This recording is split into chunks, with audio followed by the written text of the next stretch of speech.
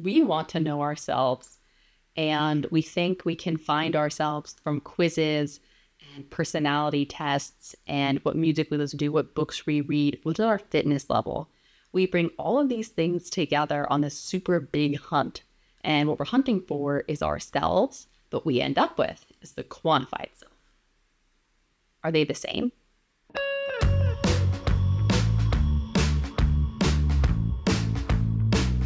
I was inspired to make this video because I use a lot of tracking apps for various things, health, music, media, etc.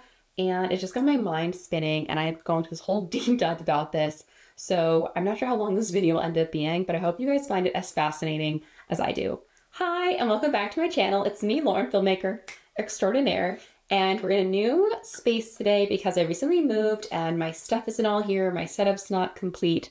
But I really wanted to make this video, so here we are anyways. Thank you so much for joining. The quantified self can be defined as self-knowledge through numbers. Quantified self practices integrate technology and data acquisition into our typical regular daily lives. And alongside wellness culture and social media sharing of ourselves, the combination of that with wearable technology that tracks a lot of things for us easily has just blown up the idea of the quantified self and metrics about ourselves into proportions unbeknownst to mankind 100 years ago or whatever. Fun fact, there's even a whole website called the Quantified Self site, which dives in incredible detail on setting up tracking tests, analyses, what to be looking out for when you're tracking things. What are we quantifying? Why are we quantifying?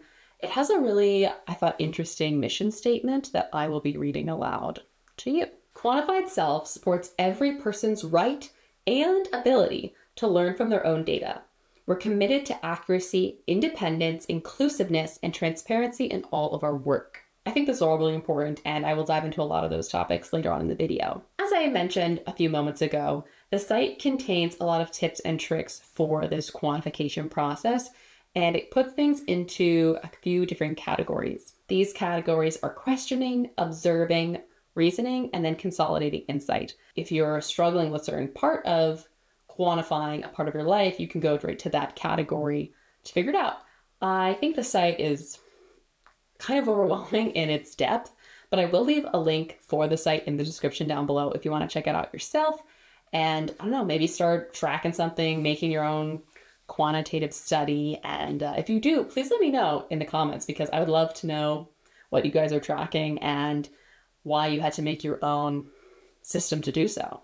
Alongside that vein, I think most people who participate in quantified self practices do so with systems that exist already. I do think most people aren't making things for particular purposes. They're just kind of jumping on the bandwagon of something that already exists, which I think is totally fine. Everything that I do that I would count as quantified self practices, I didn't invent any of them. I don't make any of them. I just use things that were pre-made that I find work for me and I enjoy. Something I also want to point out is these tools aren't all digital. I know maybe everyone's just thinking fitness watches, tracking stuff on your phone, but a lot of these kind of trackers and habit tracking start with bullet journals or maybe even a calendar, some kind of paper system. And I think that's also valid and not to be discounted.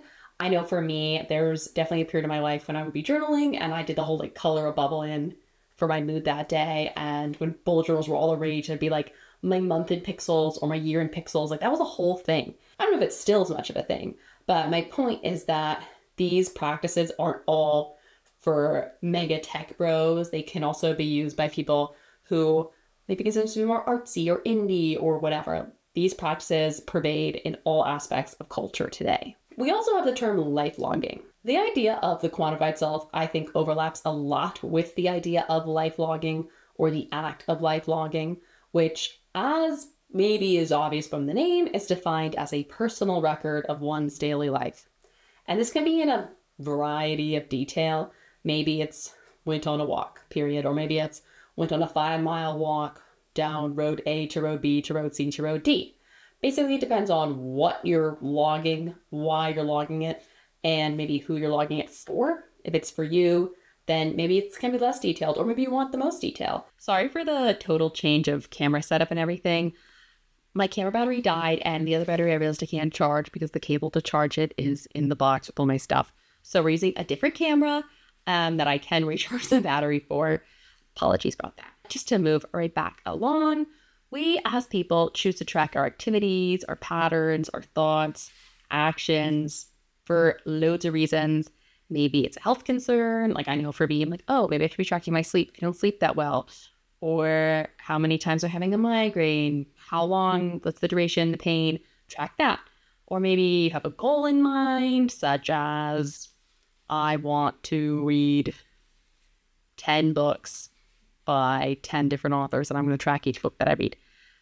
These things are all logging what we're doing, but you may not think of it as tracking in an analytical sense. The point is, just because you don't think maybe you're tracking something analytically, you still could be, and this all still counts as life logging or the quantified self. You might be thinking, I kind of track stuff, but I don't have a good reason. And I think if you just like tracking things because you'd like to look and see what you've been up to, you just want to know, I think that's a good enough reason. I don't think we need to have super in-depth, detailed, important reasons for why we care about details of our own lives. If we want to know, that is reason enough. Whether we're tracking for the grandiose idea of the quantified self or we're casually life logging, it's important to note that the data that is being tracked is often being tracked both manually and automatically. And those two factors greatly impact the data that we're getting and the data we're using as we move forwards. Mostly because if something's being captured automatically and we don't really need to do anything other than press start initially, or maybe not even press any buttons, versus if we have to exert additional effort to log the thing, that often will impact how quickly we log after the activity, which will increase our memory to remember what we actually were doing, or if we remember to do it at all. I know this isn't done as much anymore, but people used to go on Facebook and they would say they were checked into a place, to an activity, to an event, etc. And you may not think of it like this, but that is life logging. You are making a record of your activity, your location, and you're posting it somewhere in a record. Whether you share it for private, just me, or to the world at large, you're logging your life. And you had to take in, for instance, additional effort to open your phone and click here. Though technology is helping you by location, hopefully finding maybe where you are, so you just search it. So it can be even a combination of tech automatically doing things and us manually inputting information. Speaking of Facebook and social media, I think a really fun term is life caching, which reminds me of like geocaching and just stuff like that. I don't know, it seems fun and exciting. And that's basically when we share our life logs with other people. And it doesn't matter if you're sharing with one other person or if you're sharing it with a whole bunch of other people, you're still participating in the act of sharing your life, your logs into this cache that other people can see, whether they're commenting or just seeing. It has become an even bigger point of data. The term most people, I think about when it comes to the idea of life caching, it's actually the idea of a digital footprint. At least for me, when I was in school, we would have like technology class and they would go, all right, guys, go into an incognito browser and Google yourself. What pops up? That's your digital footprint. Things that you post on the internet, but they're there forever. Even if you try to delete it, it could be there somewhere else. It's there forever. And that was like what was really hammered in to us, this digital footprint idea. And that's just your life cache, basically. I mean, there's more to a digital footprint in the sense maybe it has like things that you didn't put in, like maybe an address catalog from some old company you used to work for, or an old email or whatever. But for just like quick grasping ideas, I think those two things are helpful to kind of put in parallel. Maybe it's creepy, but I think everything that's posted on social media, when it comes to you consensually posting things or being posted consensually, whether it's a story or a chat or a photo, etc., the fact that it makes an amalgamation of these life moments, I think is beautiful, honestly. That's one of the reasons I make YouTube videos, and especially the more YouTube shorts that are more daily life snippets or my blogs. I think that's really beautiful. And the fact that we kind of have these digital scrapbooks and memories. I also have a physical scrapbook, so I'm just like a sucker for nostalgia and memories. But I think that's really fun. And yes, that's my digital scrapbook, but it's also my life cache that I can have access to. And even if it becomes obsolete later on as technology evolves, I was able to enjoy contributing to it and sharing with the people who I love and care about what I can.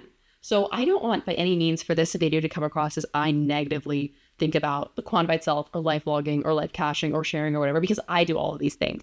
I just think it's really fascinating that there's this whole like research and study into this stuff, and that it's not just something as casual as like, ooh, look, we're in front of Paris or something. Like, it's a much bigger deal. The only more negative thing I will say is that I think we all, myself included, just need to be more cognizant of what information we're sharing and when we share that information, because it can really impact our public safety. I know that depending on the situation, I'm not going to post that I was somewhere until I've already left that place. Then yes, it may not be accurate of a timestamp for, oh, this is what Lauren was doing right then and there. But I know for my safety, that means people don't necessarily know where I am at any given moment. Versus if you're constantly posting exactly where you are when you're there, people can maybe stalk you or find you, and it becomes a more safety concern, which we don't really want to have to think about. But in this day and age, especially I think for women, we really do need to think about those things. Tagging along with the idea of safety, another term people use is self-surveillance. I don't love the term so much, I think because it makes me feel like creepy, but I also understand because the term self-surveillance, in my opinion, pushes us out of our own bodies. And instead, it's like when you're in a dream or you're having a dream and you're watching yourself in the dream. So that's you, but like you're you and you're here and you're seeing the scene. And instead of living in the moment, we're like surveying the moment and monitoring our own behavior. And I think whether this is conscious or unconscious, like we're doing these things. I know that when I'm tracking what I'm doing, maybe if it's a day I'm like, I really need to drink more water, I'm constantly thinking about, did I drink enough water? And I'm checking, have I drunk enough water? And then I go drink water and I think, oh good, I'm drinking the water, and I can track it, like check it off. And yes, it's important to drink water, but it becomes so much about the monitoring of the behavior that I've like left the behavior itself of drinking water. It's become a much bigger deal. And that's a very light example, but I think it's very interesting. I also think this idea of self-surveillance really comes into like authenticity purposes, which we're going to get into later in the video. This monitoring and idea of tracking can get to a dangerous level that can even be referred to as data fetishism, which I think is just a very extreme name, but it really, I think, compounds the point that we have lost the plot. We, as in the person who's tracking it, has lost the plot. How I was just saying, we go from, we don't even care about the water anymore, we just care about tracking it or drinking the water. It's when the user becomes so attached to the highs that they're getting from tracking the data, seeing maybe the satisfaction, checking things off, accomplishing goals, getting their targets, that they don't even care so much about the actual behavior. They just care about the self-reward for logging the behavior. We go from a genuine care or a genuine act to just a numerical value. And it's like the gamification of life if we think about how things are all gamified. I mean, there's self-care apps that are gamified. Everything's about points, checks, you did this, you did that. And I love that, okay? I was one of those annoying students who really was like all about the A's and the pluses, and I seek academic validation in life, and there's no academic validation anymore, okay? This is designed for people like me who could see, great job, 5 stars, you did it, and totally lose the point. But it made me feel also better that it's not a me thing, in the sense that it's not just a me thing. This is a lots of people think are doing this, to the point where it has its own name of data fetishism. One of the articles I read had a really maybe dramatic point of the fact that data fetishism and the goal of hitting targets versus maybe the goal of living life is that this takes our complex life and exciting moments and spontaneity, and it reduces it to just numerical values, very reductive look on why we're alive and how we live. That doesn't mean everyone who loves tracking their data has lost maybe the plot of why they were tracking, but I think it's a really good way to be like, whoa, let's actually self-survey ourselves right now and maybe take a pause on the tracking and everything, because maybe we have lost our way there. Maybe take a pause, take a beat, and if we decide we want to go back to it, let's totally do it. We also can recognize when it's become maybe unhealthy or toxic and it's no longer giving us any benefits at all. Now we're going to talk about common self-tracking apps, and I will be honest, these are all apps that I either have used or know of. I'm sure there are a ton more out there that I'm not going to mention in this video, and feel free to let me know about them in the comments. I just only have so much time in research, and also selfishly interest. Like if I something I know of or used, more likely to talk about it more. So these apps are used whether by me or lots of people on the daily oftentimes, and they both explicitly and implicitly are tracking our lives and our actions. And I think especially the implicit ones, which is really only like 1/2 that I think are really like, whoa, that is actually happening. Even the explicit ones, I think we're just so used to it that it doesn't even recognize as we're giving away this information about ourselves, which we can still do. It's just we should be self-aware of what we're doing and why we're doing it. The first kind of overarching category I would say is the lifestyle and health applications. And I think the big one that everyone maybe knows about would be fitness, health, mood trackers. Mood trackers, I would say, kind of are a little separate because maybe the mood is tracked with those other apps. Maybe it's separate. And that one is really a lot more manual entry where you have to say how you're feeling. But when it comes to most fitness and health apps, a lot of that data is tracked. It is explicitly tracked, but it's automatically tracked, whether it's from a smart device like I have a smartwatch, for example, that tracks my steps, my heart rate. It would track my sleep if I wore it to sleep, which I typically don't because I don't really care. I know I'm a bad sleeper at this point, but it can track all those things. Or maybe you have like the Oura Ring, or maybe even just like your phone in your pockets tracking your steps, etc. And those are all things that are being tracked basically automatically. I don't have to tell my watch to track my steps. It just does that. So these are things that then I like to see. I'm like, oh, I walked X amount of steps and it's exciting. Or I tell myself, oh, I got to walk more. I'm trying to move more. And as I like, I like these goals. I like trying to accomplish things, and that can feel kind of sad if you don't hit that mark. I do think, however, when it comes to the fitness trackers, those can have a much more obvious negative downside. And I don't want to talk too much about it because it really deserves its own full video topic. But as someone who is in recovery from an eating disorder, I think it's really easy for these apps to become rabbit holes that you fall down from tracking food, calorie counting, weight tracking, steps. So I need a certain amount of steps. I mean, I know when I was at a really bad point in my journey, if I hadn't gotten enough steps, I would, be walking around as I got the steps. And there are people who I think can do that and it's fine. But I was walking around and also looking at the steps and the calories to make sure I was in the right bubble for how much I'd eaten that day. That was not a good period of my life. And I don't want to go back to that. But it's so easy, I think, to fall into that bad habit when the apps are tracking this all right away. And maybe you want to care about your nutrition. So you're logging what you're eating to check on your nutritional goals. But then you're also suddenly seeing this big calorie number in your face. And even inadvertently, I think, can have really negative impacts. I do also want to mention, when it comes to these apps, another maybe safety concern, especially with how politically the world and America especially is getting. If you're using these apps to track your medications, anything specifically, you should be aware that you're giving that information to somebody. And yes, the information about your medications lives maybe with, your health insurance or something, but you're then willingly giving it to another application, another more third-party company to know that you take these meds, and they know how much you're taking. They know when you're taking it. And I just think that maybe that's something you're cool with doing and maybe it's not. And you should just be aware, okay, am I cool with giving this information out to people? Just putting it out there. Alongside maybe like the creepy government control idea, I think it's just interesting to note that, like, for example, when it comes to my step count, I can see my steps compared to my age group and compared to everyone else. And I can only do that because of the other people who are giving their step data to like Samsung Health, right? So I'm not saying no sharing of data. I share certain data because I like to see it, but I don't track my medications on Samsung Health. I also, though, don't forget to take my medications because I have anxiety and OCD, and these are things that I'm like, my meds.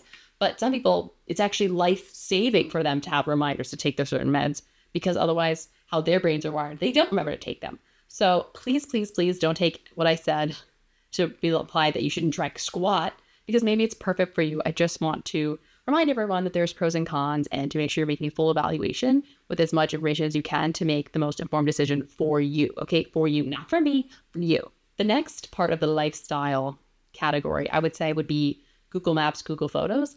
I'm an Android user, so I'm a Google Maps, Google Photos person, but I would be willing to bet that probably Apple Maps and Apple Photos are similar. I mean, maybe they're not, in which case my bet is wrong and there goes Lauren out the corner, but I'm just saying I can really only speak to Google Maps itself. For me, I enable location access for my maps, like kind of a photo at all times. I don't enable every app that I have on my phone for my location. In fact, one of my favorite things to do is say no. Not even like only while using app, just no. And if they say, oh, well, then you can't use the app, I often uninstall the app because I don't need every app to know my location. But I know it's bad. It's the data fetishism maybe, but I personally love seeing, oh, where did I go this month? How many miles did I walk or drive? Or I explored this many new places. I think that's fun. Okay. Sue me again. I like seeing that map. I like kind of zooming out, zooming in, etc. I mean, I've used Google Maps to figure out like, okay, I know I ate somewhere around here. Oh, this restaurant sounds familiar. Was it this place? Click on it. Ooh, you visited here 5 months ago. I love that feature. Okay. I love that feature. It's helped me go to restaurants again. And I like that on Google Photos. Things are sorted automatically by location, by time. That's nice. And then you can do like the map feature on Google Photos and you can see like by bubbles how many photos you have in certain places. I think it's really fun. And I take tons of photos and videos. So it just adds up to a bunch of joy and happiness for me. But again, I understand not everyone wants to do that. But that's something that I definitely enjoy seeing and watching. And that is basically automatically being tracked, which again is super easy for me. I don't have to really do anything. Every now and then I'll go to like the timeline just to check if I'm just like, I don't know, randomly. And sometimes it will ask me to verify, were you actually here? And I bet there's a lot of those that I never check because I check that maybe every couple months. I'll manually check the timeline if I don't get like the email about it. So there are some things you can manually edit. But I would still say for the most part, that is a auto experience if you have location turned on for like your map tracking feature. I also want to mention, I don't share my like monthly stats or annual stats usually for like Google Maps. There are other things that I do share that I'll talk about later, but I don't share this stuff. It's just for me. And I think that's still valid, right? Whether you're life logging for you or life logging for others to life cache, if you're enjoying it, it's cool. The final category for the lifestyle tracking apps would be wearing, which I have mentioned before on this channel a long time ago, and maybe more recently, but definitely a long time ago. And it might feel like a reach initially, but I think it depends how you use the app. So it's a digital wardrobe app that you can also log your outfits. And it can also style you with potential fits based on how much you tag the clothes by mood, outing, etc. You can be like, I want an outfit that is pink for spring. If you've logged enough items, it might come with an outfit for you. If you're only using it to basically upload clothes to your wardrobe, so maybe you can experiment with styles or see, oh, do I own something already while you're shopping? I would say that doesn't count as a quantified self-practice or life logging because you're kind of uploading things, but you're not tracking how you're using it. It just sort of exists in the ether. However, I have been doing the style challenge and I hope to continue this in the future where I'm actually logging which of those items I'm wearing every day. So then you're building up statistics about your closet usage, your clothing usage, etc. And I want to do that because I want to be a more conscious consumer, especially when it comes to clothes. I really like fashion, but sometimes I feel like I have so many clothes I don't wear. And I want to see like, is that true? Or am I just like imagining it? Is there a piece of clothing I think I love, but I never wear it? And I want to collect this data on myself. And that is then life logging. Like I'm tracking what I'm wearing every day. That is like there's no other way about it than saying you're tracking your clothes. And you're getting little statistics about your least worn, your most paired items, all this stuff. And I can share that. Even I can do like here was my weekly recap of outfits if I want to share it, or I can keep it to myself. I have shared it, I think, once to be like, oh my God, this app. But otherwise, it's just like private data for me, but I'm still logging that data and then using that data actually be like, I wore this outfit last week. I don't want to wear it yet. I have to wait at least another week to wear it again. This would be a situation where I am specifically tracking myself and then using that data to influence basically what I track again in the future because I'm like, oh, I wore this, so I'm going to wear this instead. Side note, wearing is a fully manual entry app. You have to manually upload all your items and you have to manually log what you're wearing. Maybe one day it'll become super creepy and smart. You just have to like take a picture and be like, that outfit.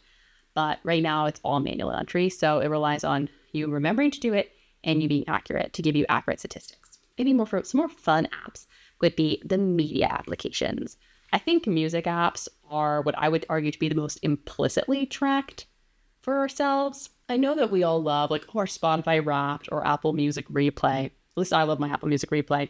And I know you love it too, because come the end of the year, your whole social media feed is full of people's Wrapped replays talking about what kind of person they are based off their music, their top artists, their top albums, their minutes listened, what percentage they are, etc.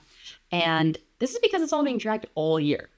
And maybe you're like, oh, because obviously it's being tracked because it's been giving you this stuff. You're giving it lots of info about you, and then it's spitting out this aesthetic, perfectly packaged, you are a pop star princess for something.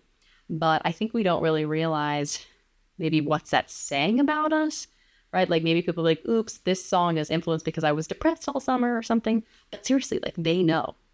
These companies know who you listen to the most, when you listen to them, how often, like all this stuff about you, maybe even where you listen to it, depending if location's on for certain things.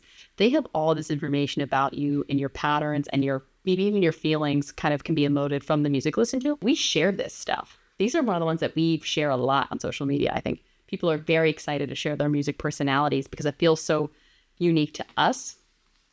And maybe it is unique to us, but then we are sharing our very unique selves with not only like the world that we know, but these companies at large. And I just think, again, it's important to be cognizant and aware of that fact. I think what's also super convenient about music apps is you don't have to do anything manually to do the tracking. Maybe you pick what music you want to listen to that day or skip or something, but you just have to listen to your preferred music platform and go about your day. You don't have to do any other work, and it does all that stuff in the back end. And then you get this neatly packaged thing at the end.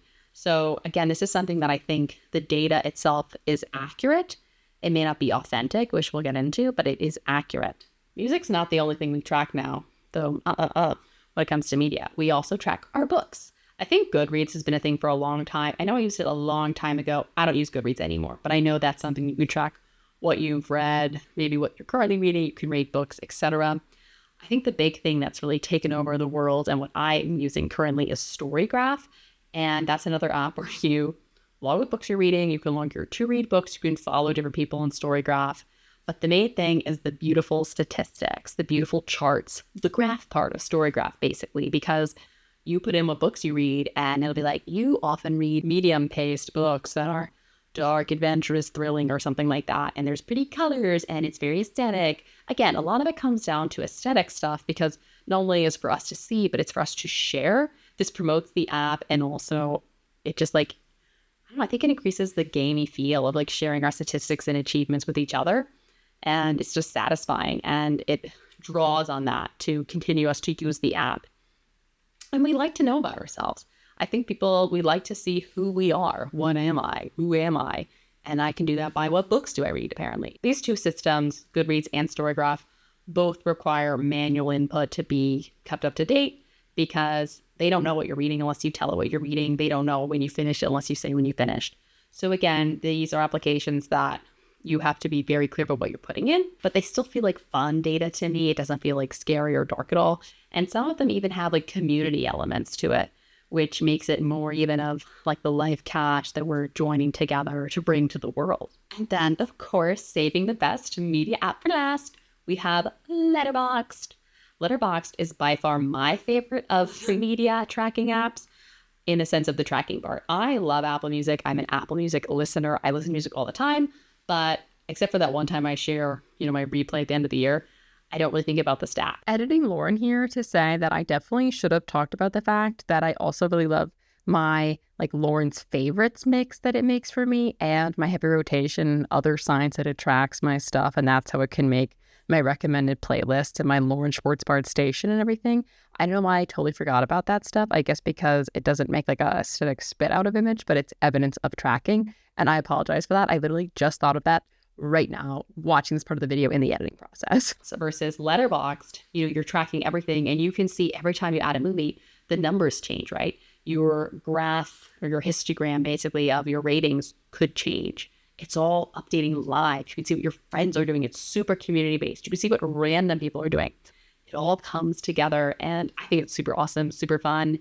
And I'm definitely an avid user, although it did take a couple of years off when I couldn't get logged in because the app kept crashing on my phone and I was lazy. If you want to check my profile, it's L Schwartzbard. I'll put the link down below. Don't worry about it. I enjoy that I can customize my profile with my favorite movies, and I can make my own lists depending on my tier access, which I don't pay for it. I'm the free member, so that's kind of it. But if you pay more money, you can make your own. You can add your own posters. There's a lot that you can do in that sense with customization and a lot of self-tracking of your own data.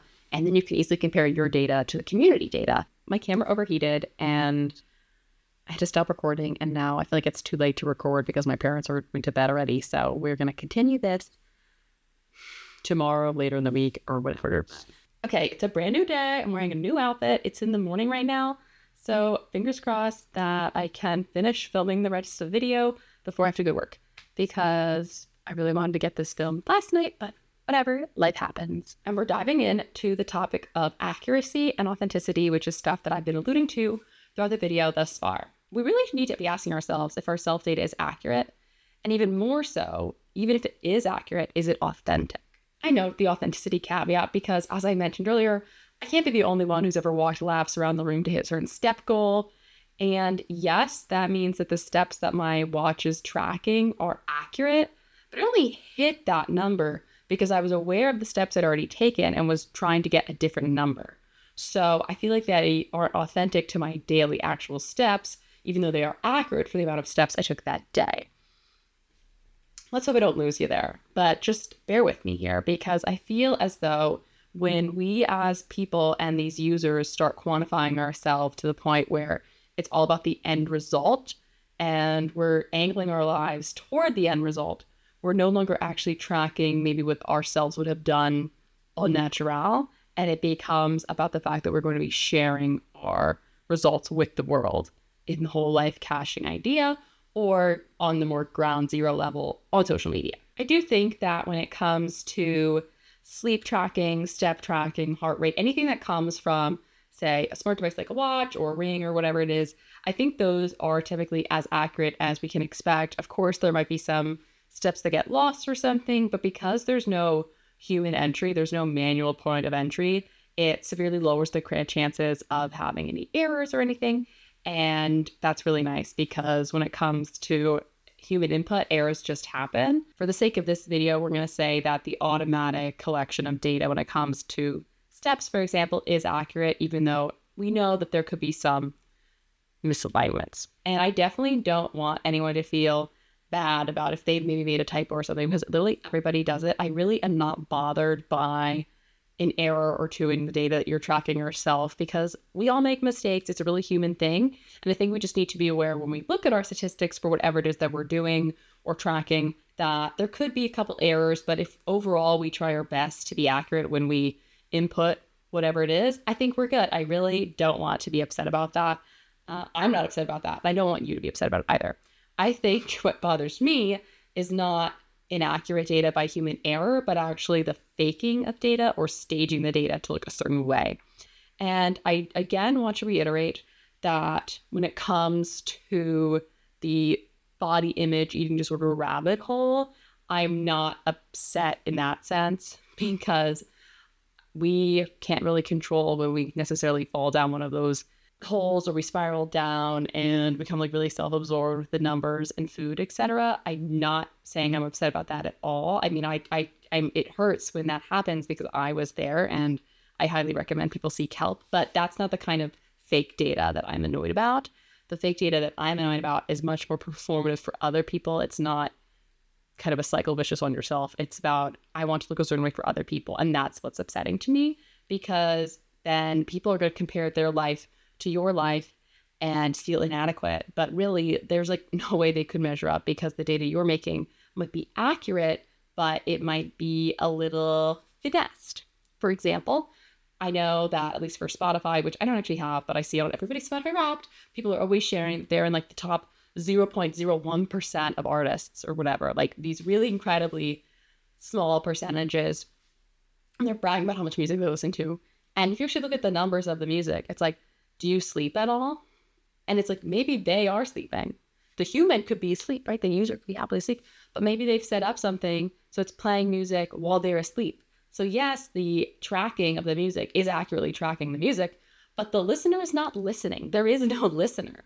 And there's also just like bots, etc. But that data is not authentic to the person sharing it, but it's still accurate. And that's where we have this battle between the accuracy and authenticity of the stats, the information, and what we're presenting to the outside world. That being said, that data is accurate but not authentic. But when it comes to applications like Storygraph, for example, maybe you're a big book talker, or you want to become a big book talker, and you want to be like, look at all the books I read and show off your fancy statistics. There is no verification of any of that stuff. Anyone can enter literally whatever info they want to make up a bunch of statistics that look really good. And who's gonna know? Who's gonna know? How are they gonna know? They're gonna know. They aren't always going to know because people, I think, try to assume the best of other people, or you just don't think when you see something, oh, that might be fake. And I want you to start thinking that if you watch this video. But I generally, I see someone who's read like 100 books. And because I think we all probably know someone who actually is a really voracious reader and reads a ton of books, then you're like, oh, well, I know it's possible. So I guess everyone but me is doing it. Why am I inadequate? And maybe everyone but you is doing it, but probably not. Okay. Because it's so easy to fake that data if you're just putting it in yourself. And there's no scanning of anything. There's no auto tracking. Like you're just doing it yourself because of, like, I read, for example, I either read physical book or I read books on my phone with Libby. And then I enter that data in myself to Storygraph. I can enter whatever I want. Storygraph's not going to know the difference.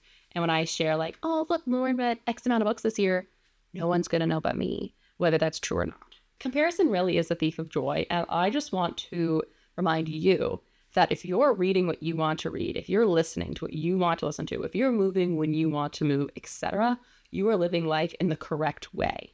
Okay? For you. You are the only person who knows how you should be living and what you should be doing to live that way. And your life is going to be completely different to somebody else's life. And that is totally normal, totally A-okay, because we're all unique, beautiful entities. Okay? Okay? Okay. Tracking ourselves and sharing those statistics is so commonplace in modern society. And I do it too, okay? I'm involved. I am in the mix.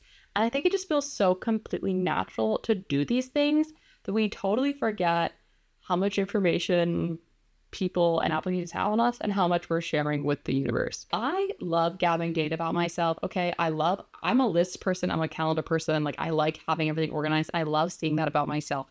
Ever since those BuzzFeed quizzes, which like, which Disney princess are you? Are you the sunset or the sunrise? Okay, I want to know. I want to know who I am. I want to define myself. But am I merely the sum of my moods and actions? Are you? And on that very deep, profound note, I am going to be finally wrapping up this video. I apologize for how disjointed it was. I had to film it over multiple days, different cameras. Okay, it's been a time, but I appreciate you sticking with me. And if you made it this far, please give it a thumbs up. Comment down below your thoughts on the whole quantified self, life logging, data, etc. And don't forget to subscribe, and I will see you next time. Bye! Oh my god, here comes the puppy. Here comes the puppy. Hey, puppy. Oh, he's walking not in front of the camera. Here, come in, Cal. This way. Come here. Come here. He doesn't want to come here. Look. Oh, okay. Oh, ah! Here, Cal, come on.